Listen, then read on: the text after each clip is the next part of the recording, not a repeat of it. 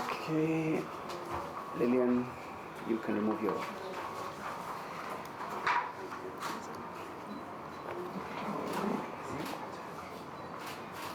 Sure.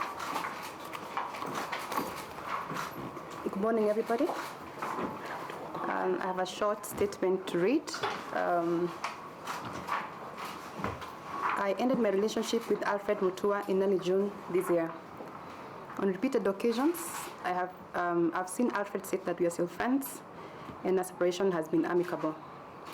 These are Mr. Mutua's usual theatrics and lies, as Alfred and I have not spoken since August 2021. On September 8, 2021, Mr. Mutua, accompanied by his police bodyguard, Martin Zingi, arrived at my apartment and took away a car that was fully registered in my name with a spare key that he had illegally obtained. Mr. Mutua fraudulently transferred the ownership of the car in the logbook into his name and thereafter sold the vehicle to a third party.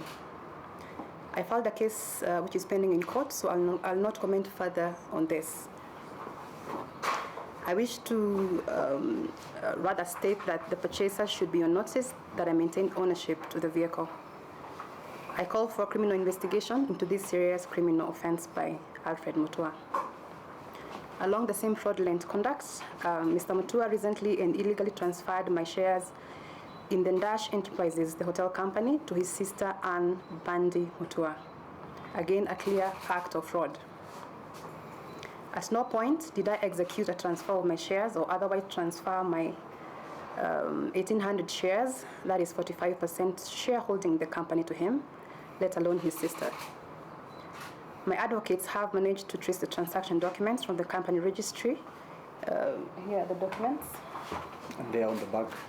They are on the back of the presser. Yeah.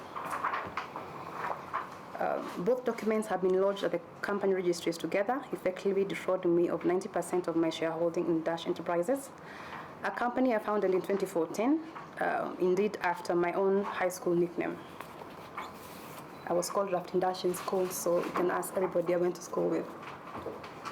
There's two documents which bear a stamp dated 12th and 13th August 2021 bear what resembles my signature, but not in original form.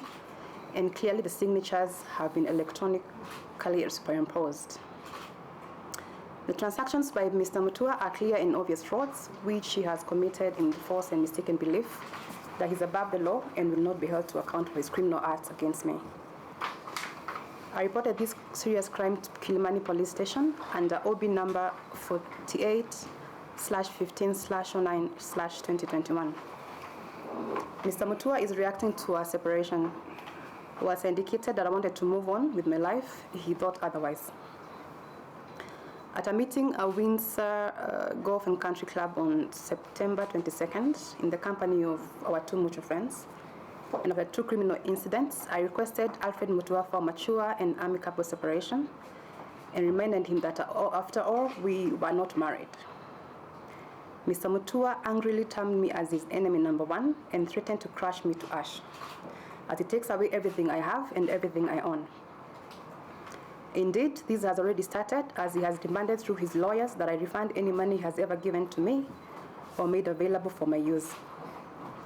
He also threatened to harm people close to me, and he demanded I apologize and retract the two statements I've made on social media regarding our breakup, which I obviously declined.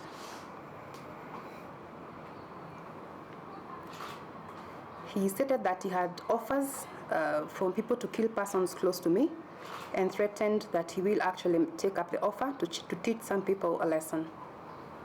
He arrogantly said that he is a very important person in this country, very powerful, and he will and can get away with anything and everything he has planned to do to me and those close to me. He added that his social media machinery is ready and waiting to finish me. I put that in bold, finish me and my friends completely. On October 7th, 2021, I filed a case in the High Court of Milimani, Nairobi, for a restraining order because I believe my life and those around me are in danger.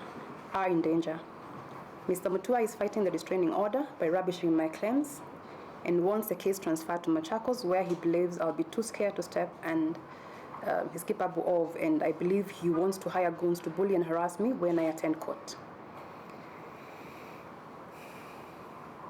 Mr. Mutua has also further falsely accused me of abusing drugs and that I am being used by His Excellency Governor Kibwana and His Excellency Kalonzo Musyoka to bring him down politically, which is complete nonsense, as I have never interacted with the two gentlemen at a personal level.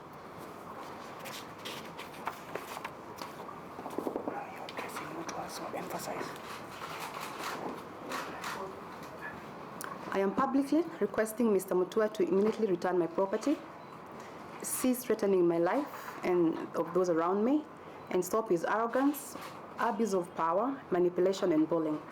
He needs to get a life and he needs to move on.